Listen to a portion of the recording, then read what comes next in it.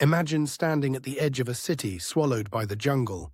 Trees rise where once there were plazas, vines trace the outlines of temples, and the quiet hum of the rainforest replaces the noise of bustling marketplaces.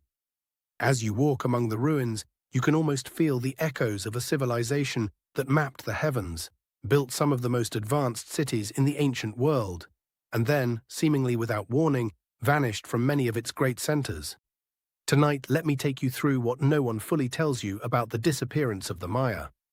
A story written in stone, in myth, in environmental scars, and in the unresolved riddles they left behind. The Maya flourished across present-day Mexico, Guatemala, Belize, Honduras, and El Salvador. Their classic period, roughly from 250 to 900 CE, gave birth to towering pyramids, complex calendars, and a writing system unlike any other in the Americas. They charted Venus with precision comparable to modern astronomy. They developed mathematics that included the concept of 0 centuries before it appeared in Europe. And the cities, they were immense: Tikal, Palenque, Copan, Calakmul, urban networks connected by raised roads carved through dense forests.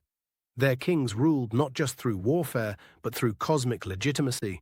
They believed rulers stood as intermediaries between the human world and the gods. Their political system was an elaborate web of alliances, betrayals, ritual bloodletting, and dynastic drama that could rival the most intense modern political conspiracies. But around the 9th century, something began to shift. Monument building slowed, royal portraits in stone grew sparse, cities that once teemed with tens of thousands of people fell eerily quiet. The population in the southern lowlands plummeted, temples were abandoned. And the question that historians, archaeologists, and curious minds like yours have asked ever since is, why? You may have heard simplified explanations: warfare, drought, collapse, presented as if the truth were straightforward.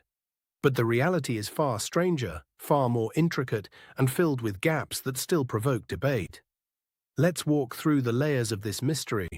One of the most compelling pieces of evidence comes from the climate itself.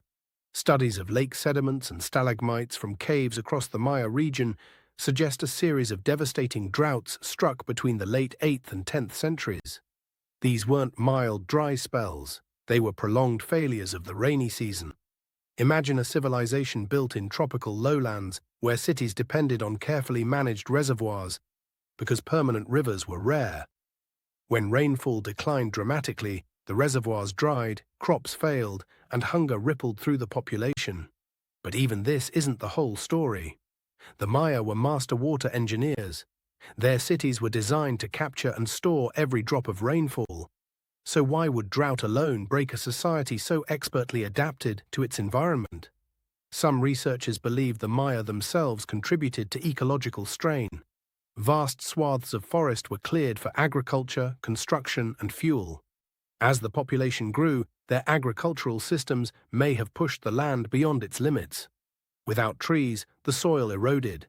Without stable soil, crops faltered. And as food became scarce, tensions rose. This isn't just an environmental tale, it's a political one. Imagine kingdoms already locked in cycles of warfare. The inscriptions left behind speak of cities attacking one another, of captives taken, of dynasties scrambling for dominance. Warfare wasn't merely symbolic, it intensified. Some believed that dwindling resources made conflict more frequent and more brutal, destabilizing trade routes and alliances. When rulers, who were seen as divine intermediaries, failed to prevent catastrophe, their legitimacy shattered. People may have lost faith, abandoned cities, or migrated to safer regions. But even this political environmental explanation leaves gaps.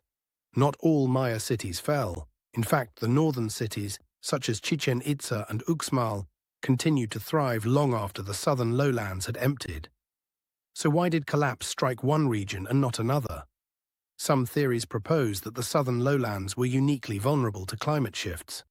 Others suggest that political structures in the north were different, more flexible, less dependent on divine kingship. Some archaeologists believe the move north was intentional, a mass reorganization rather than a disappearance. The Maya didn't vanish, they adapted. Still, there are elements of the story that feel almost mythic. Some Maya texts describe celestial events, eclipses, alignments, interpreted as omens.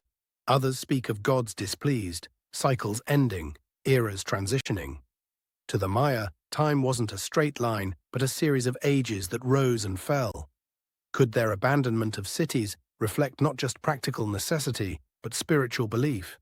A ritual closing of an era? We can only speculate. Then there are the more unconventional theories, ones that brush the edges of conspiracy. Some propose massive pandemics, though no direct evidence has surfaced. Others imagine volcanic eruptions, though none match the timeline. There are even whispers in the fringe corners of exploration. Suggestions of famine so severe it shattered social order, or migrations driven by visions, prophecies, or political exile. A few go further, claiming extraterrestrial influence or ancient advanced knowledge that was lost. While these theories stretch beyond established evidence, they underline one truth. The disappearance of the Maya captivates us because it resists tidy explanations.